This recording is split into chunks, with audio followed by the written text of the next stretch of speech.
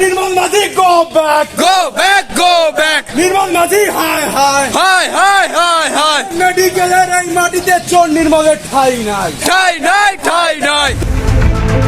Kolkata medical কলেজের প্রতিষ্ঠা দিবসের অনুষ্ঠানে চরম বিশৃঙ্খলা। পড়ুয়াদের বিক্ষোভের মুখে পড়ে বক্তব্যের মাঝেই অনুষ্ঠান স্থল ছাড়লেন তৃণমূল বিধায়ক তথা তৃণমূলের চিকিৎসক সংগঠনের নেতা নির্মল মাঝি। তাকে ঘিরে উঠল চোর চোর স্লোগান, গো ব্যাক স্লোগান। কলেজের গেটে নির্মল মাঝি পা রাখতেই শুরু হয় স্লোগানিং, অডিটোরিয়ামের মঞ্চে উঠতেই বিক্ষোভ।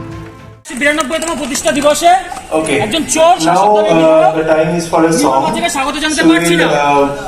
আরে নির্মল মাঝি go back, Go back, go back. চোর মাঝি go back. Go back, go back. এই ঘটনা নতুন নয়, এর আগেও একাধিকবার কলকাতা মেডিকেল কলেজে বিক্ষোভের মুখে পড়তে হয়েছিল নির্মল মাঝিকে। একসময় তিনি ছিলেন মেডিকেল কলেজের রোগী কল্যাণ সমিতির চেয়ারম্যান।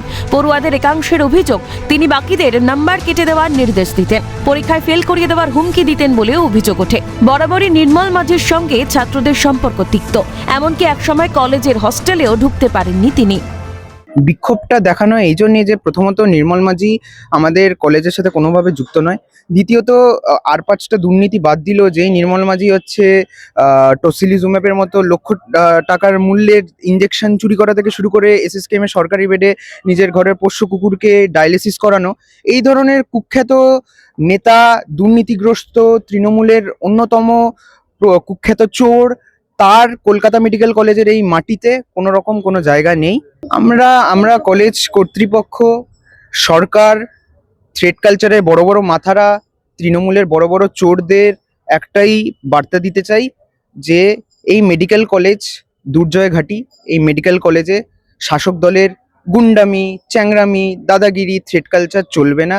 এই মেডিকেল কলেজে যতবার শাসক দলের যে কুখ্যাত চোর নেতামন্ত্রীরা আসবে, সে কলেজ কর্তৃপক্ষের মদতে হোক বা এমনিই চলে আসুক, তাদেরকে ছাত্রছাত্রীদের প্রতিরোধের মুখে পড়তে হবে।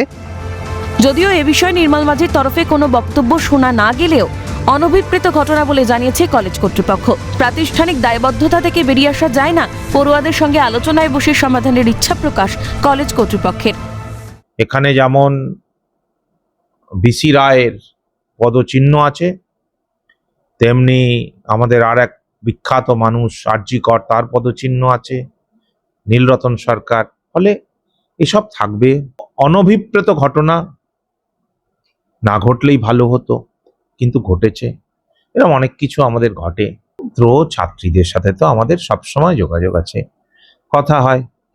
ছাত্রছাত্রীদের মেডিকেল কলেজে তো তারা প্রায়োরিটি সবসময়।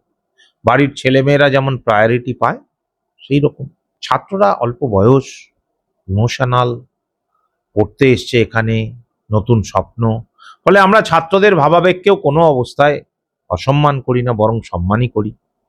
সাথে সাথে আমাদের যে প্রাতিষ্ঠানিক দায়বদ্ধতা, নিশ্চয়ই আমরা কথা বলবো। স্যার তো রেগুলারই, প্রিন্সিপাল স্যার তো রেগুলারই কথা বলেন ছাত্রদের সাথে। গোটা ঘটনাকে কেন্দ্র করে এলাকায় রাজনৈতিক মহলে তীব্র শোরগোল।